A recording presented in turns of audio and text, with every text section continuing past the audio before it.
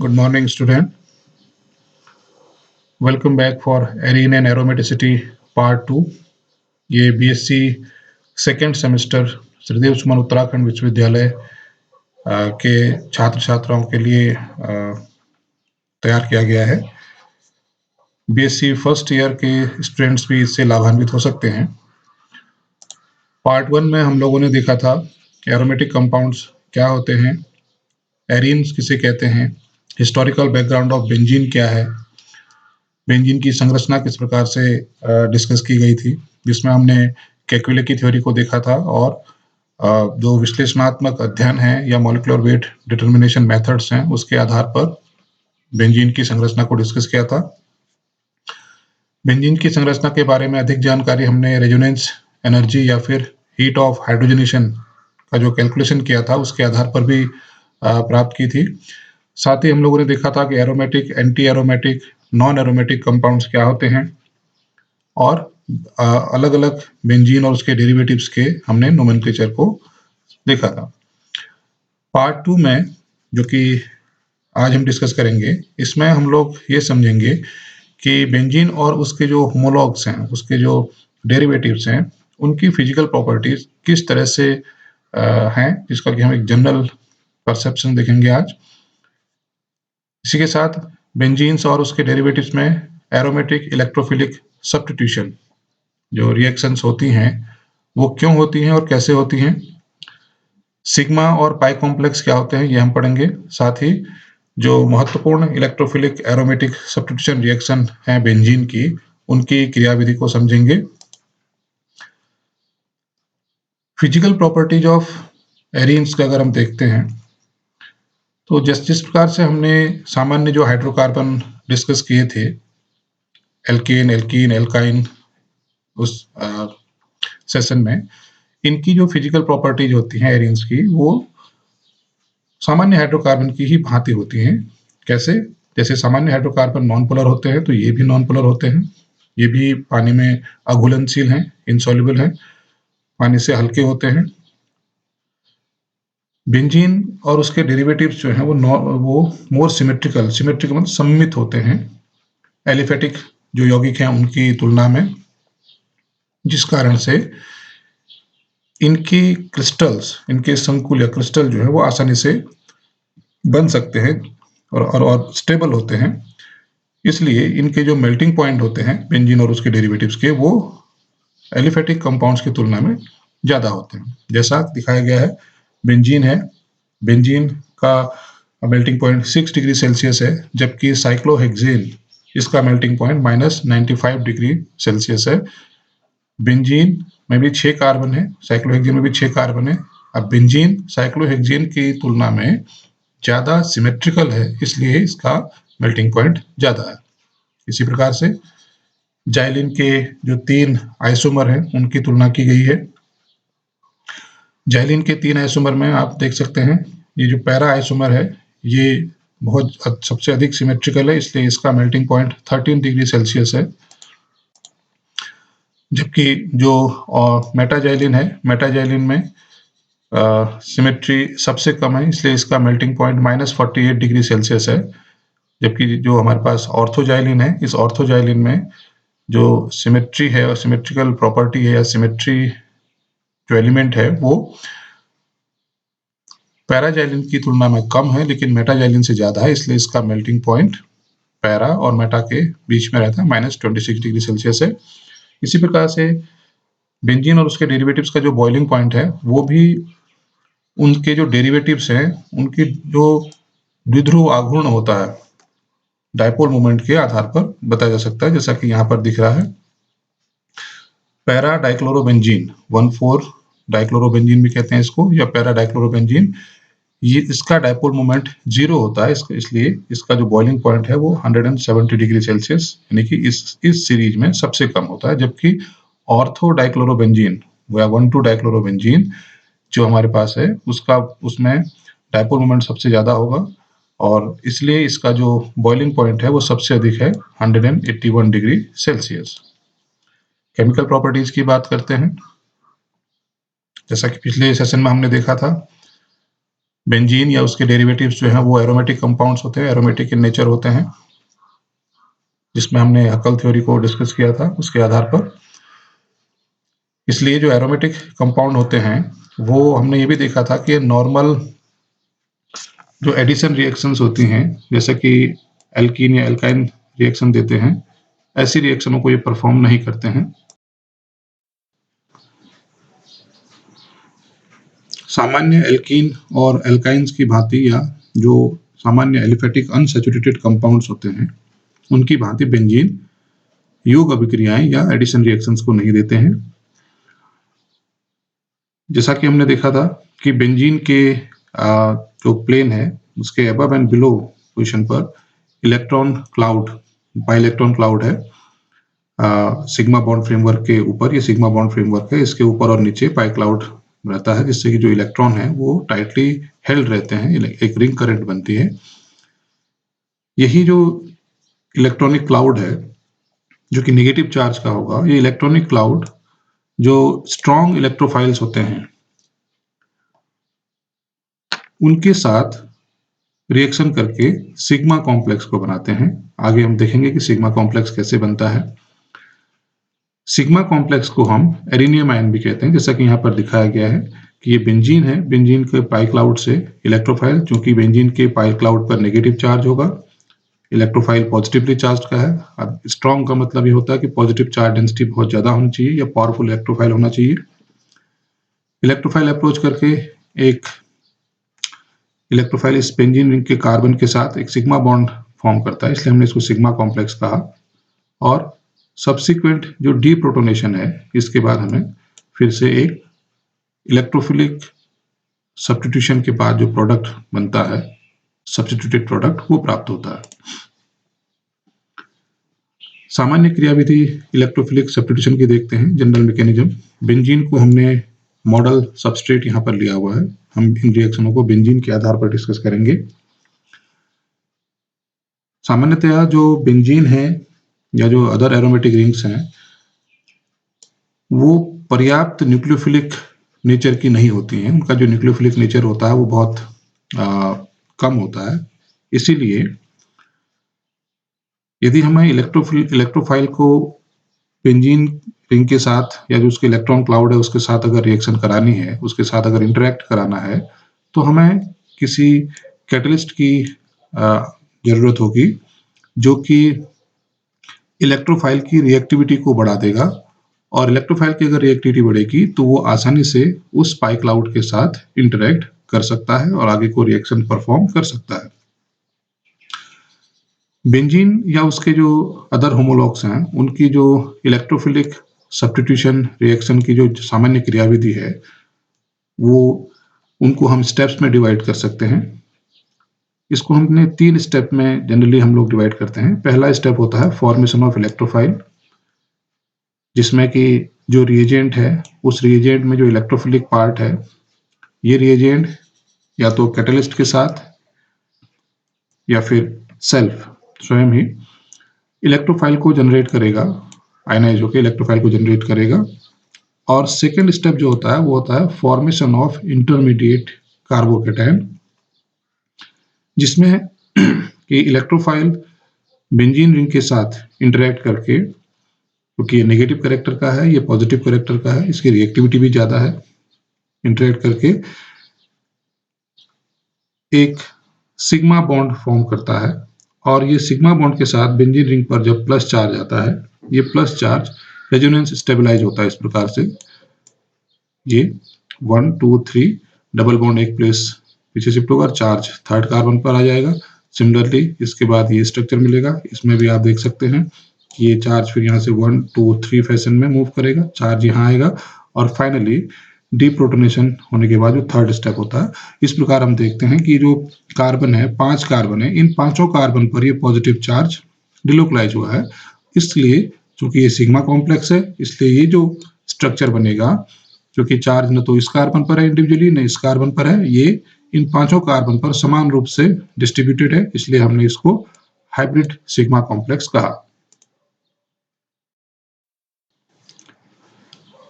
जो third step होता है एरोमेटाइजेशन का, जिसमें कि ये जो कंपाउंड है, जो सेकेंड स्टेप में जो इंटरमीडिएट बनता है कार्बोनियम आयन, ये carbonium ion non aromatic compound है। नॉन एरोमेटिक कैसे? एरोमेटिसिटी के लिए हमने पढ़ा था कंपाउंड को साइक्लिक होना चाहिए, साइक्लिक ये भी है। कंपाउंड के पास जो कार्बन है जो कि उस रिंग पर इन्वॉल्व है, सबके सब sp2 हाइब्रिड होनी चाहिए, परंतु ये जो कार्बन आपको दिख रहा है ये कार्बन sp3 कार्बन है, इसलिए ये ज्योमेट्री प्लेनर ज्योमेट्री नहीं होगी, और जो ज्योमेट्री प्लेनर नहीं होती है उसे हम नॉन एरोमेटिक कंपाउंड कहते हैं। ये जो सिग्मा कॉम्प्लेक्स है ये नॉन एरोमेटिक है, और नॉन एरोमेटिक और एरोमेटिक के डिफरेंस हमने पिछले सेशन में जब रेजोनेंस एनर्जी कैलकुलेट कर रहे थे हीट ऑफ हाइड्रोजनेशन के थ्रू, तब भी हमने देखा था कि कैसे जो रेजोनेंस एनर्जी है वो कंपाउंड को एक एक्स्ट्रा स्टेबिलिटी प्रोवाइड कराती है, इसलिए aromatic compounds non aromatic compound की तुलना में ज़्यादा स्टेबल होते हैं। तो ये जो स्टेप है, थर्ड स्टेप, ये उसी लेस स्टेबल सिस्टम को मोर स्टेबल सिस्टम में कन्वर्ट करने के लिए कन्वर्ट करता है, जो कि इस प्रोसेस का, इस स्टेप का ड्राइविंग फोर्स है। तो जो नेगेटिव आयन था रिएजेंट का वो प्रोटॉन को लेके जाएगा और प्रोटॉन शिफ्ट होके हमें सब्स्टिट्यूटेड प्रोडक्ट देगा। इस स्लाइड में ये जो एनर्जी प्रोफाइल डायग्राम दिखाया गया है, ये एनर्जी प्रोफाइल डायग्राम इस एनर्जी प्रोफाइल डायग्राम में इलेक्ट्रोफिलिक एरोमेटिक सब्स्टिट्यूशन जो हमने बेंजीन के केस में देखा अभी, इसके सारे स्टेप्स को दर्शाया गया है। पहला स्टेप हम देखते हैं, ये जो पहला स्टेप है इसके दो स्टेप यहाँ पर दिखे गए हैं। पहला स्टेप ये जिसका कि एक शॉर्ट लिव्ड प्रोडक्ट बनता है, जिसकी कि रिएक्टिविटी बहुत ज़्यादा होती है, बहुत कम समय के लिए बनता है, और दूसरा स्टेप आपको ये दिख रहा है। तो ये दो स्टेप की रिएक्शन है। पहले स्टेप की बात करते हैं। फर्स्ट स्टेप हमारे पास जो है एक हाई एनर्जी की प्रोसेस है। हाई एनर्जी की प्रोसेस मतलब इसकी एक्टिवेशन एनर्जी आप देख रहे हैं, ये एक्टिवेशन एनर्जी बहुत ज़्यादा है। बेंजीन मॉलिक्यूल रिएजेंट के साथ इंटरेक्ट करके एक ट्रांजिशन स्टेट के थ्रू, ये जो ट्रांजिशन स्टेट है, ये ट्रांजिशन स्टेट के थ्रू सिग्मा कॉम्प्लेक्स बनाता है। ये सिग्मा कॉम्प्लेक्स है। सिग्मा कॉम्प्लेक्स इंटरमीडिएट है। ये इंटरमीडिएट इस ट्रांजिशन स्टेट से ज़्यादा स्टेबल होगा कंपैरेटिवली, इसलिए ये इसको आप आइसोलेट कर सकते हैं, इसकी स्टडी कर सकते हैं। हमने इसको रेजोनेंस स्टेबलाइज करके भी देखा था।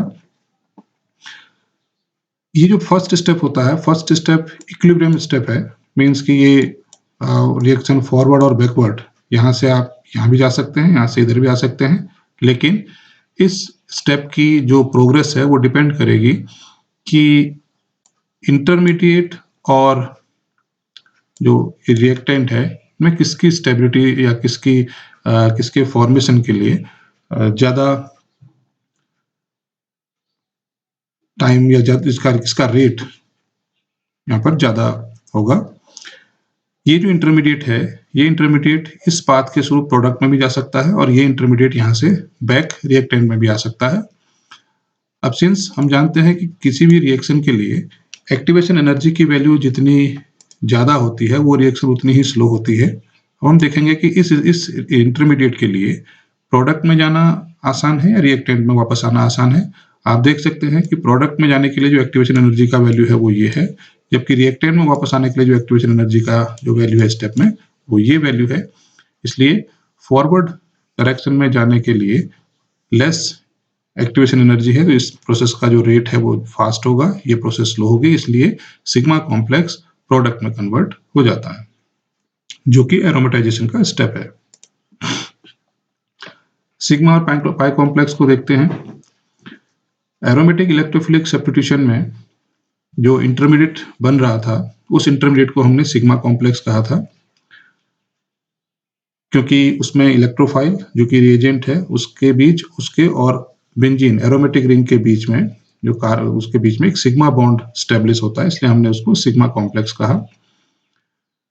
सिग्मा कॉम्प्लेक्स के बनने से पहले एक पाई कॉम्प्लेक्स फॉर्म्ड होता है, जो कि एरोमेटिक रिंग और इलेक्ट्रोफाइल के बीच में जो इंटरेक्शन होता है, जो प्राइमरी इंटरेक्शन है, जबकि वो एक दूसरे के साथ इंटरेक्ट करना स्टार्ट करते हैं तो ये पॉजिटिव चार्ज पाई क्लाउड के साथ इंटरेक्ट करता है, इसलिए ये पाई कॉम्प्लेक्स है। इस पाई कॉम्प्लेक्स के बाद जब बॉन्ड फॉर्मेशन सिग्मा बॉन्ड बनता है तो ये सिग्मा बॉन्ड बनने की प्रोसेस को हमने सिग्मा कॉम्प्लेक्स कहा। सिग्मा कॉम्प्लेक्स आपने देखा था कि रेजोनेंस स्टेबलाइज था इस तरह से। इस रेजोनेंस स्टेबलाइज होने के बाद हमने इसका हाइब्रिड देखा था, और जो सिग्मा कॉम्प्लेक्स है वो थर्ड स्टेप में प्रोटॉन को रिलीज करता है और फिर से एक पाई कॉम्प्लेक्स बनता है। ये सेकेंड पाई कॉम्प्लेक्स है, और ये पाई कॉम्प्लेक्स फर्दर जो प्रोडक्ट है उसमें कन्वर्ट होता है। तो इस प्रकार से बेंजीन के केस में हम देखते हैं, बेंजीन का जब इलेक्ट्रोफिलिक सब्स्टिट्यूशन होता है तो उस प्रोसेस में दो पाई कॉम्प्लेक्स बनते हैं, एक स्टार्टिंग में इंटरमीडिएट बनने से पहले, सिग्मा कॉम्प्लेक्स बनने से पहले, और दूसरा सिग्मा कॉम्प्लेक्स का प्रोडक्ट में कन्वर्ट होने से पहले दूसरा पाई कॉम्प्लेक्स बनता है। अब इलेक्ट्रोफिलिक सब्स्टिट्यूशन रिएक्शन देखते हैं। कुछ महत्वपूर्ण रिएक्शन है जिसमें सबसे पहली रिएक्शन है हैलोजनेशन ऑफ बेंजीन।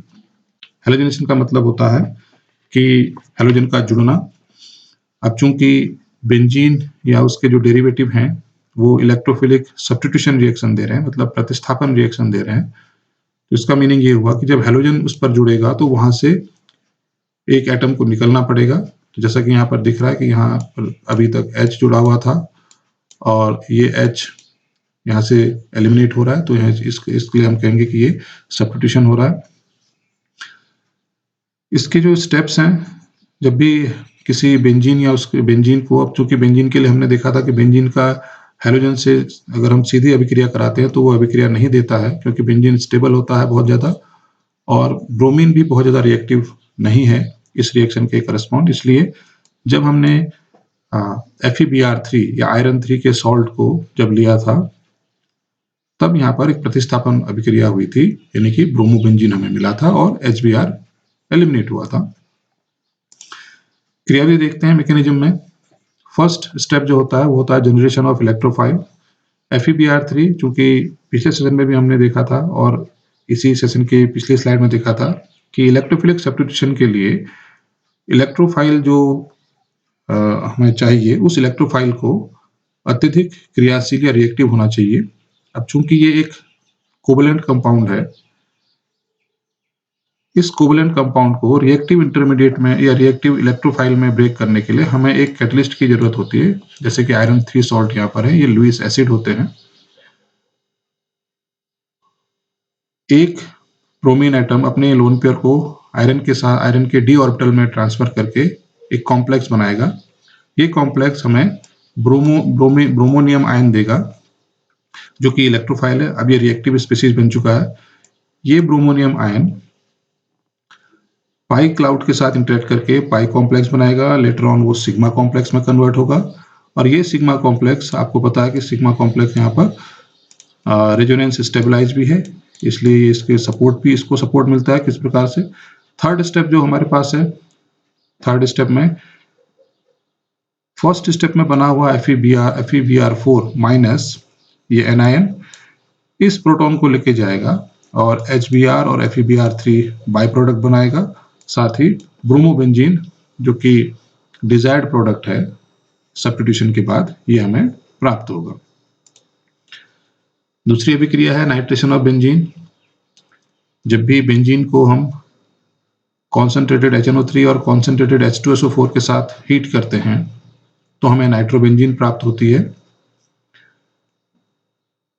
अब ये कॉन्सेंट्रेटेड HNO3 और कॉन्सेंट्रेटेड H2SO4 दोनों आपस में रिएक्शन करके इलेक्ट्रोफाइल को जनरेट करते हैं, और इस अभिक्रिया के लिए जो इलेक्ट्रोफाइल होता है वो नाइट्रोनियम आयन होता है, जिसकी बनने की प्रोसेस यहाँ पर दिखाया है कि H2SO4 और HNO3 से अगर हम अभिक्रिया करते हैं तो H2SO4 प्रोटॉन को देता है, मीन्स ये ज़्यादा एसिडिक हो गया, उस समय ये बेस का काम किया।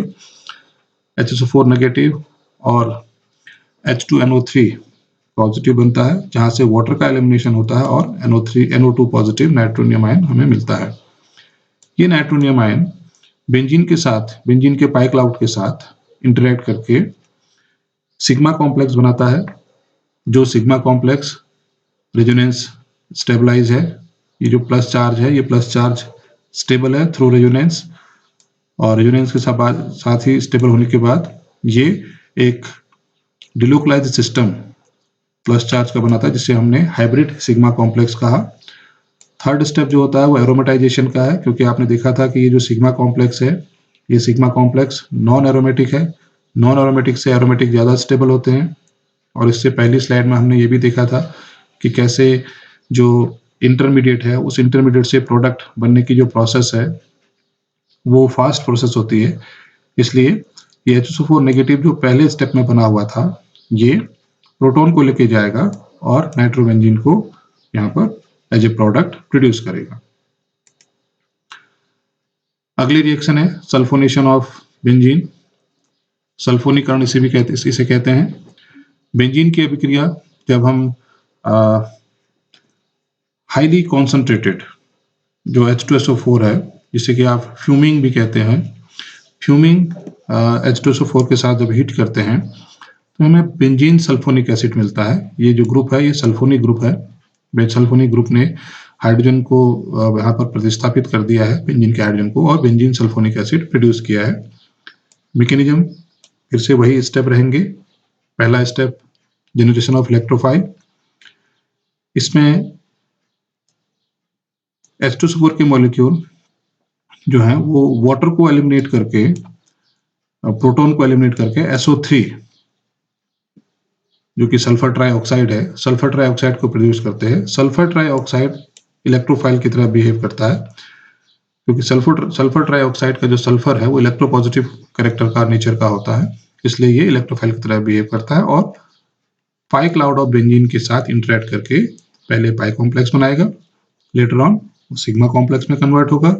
सिग्मा कॉम्प्लेक्स रेजोनेंस को परफॉर्म करके इस प्लस चार्ज को स्टेबल करेगा और एक सिग्मा कॉम्प्लेक्स हाइब्रिड को बनाएगा। थर्ड स्टेप एरोमेटाइजेशन का है, जो कि मेन स्टेप होता है, हर एक रिएक्शन में हम देख रहे हैं। H2SO4 नेगेटिव यहाँ से प्रोटॉन को एलिमिनेट करेगा और इसका एरोमेटाइजेशन करेगा। चूंकि SO3 का जो ऑक्सीजन है अभी इलेक्ट्रोनेगेटिव है, तो ये जो प्रोटॉन हम जो प्रोटॉन इससे पहले स्टेप मिस्टेक है इसमें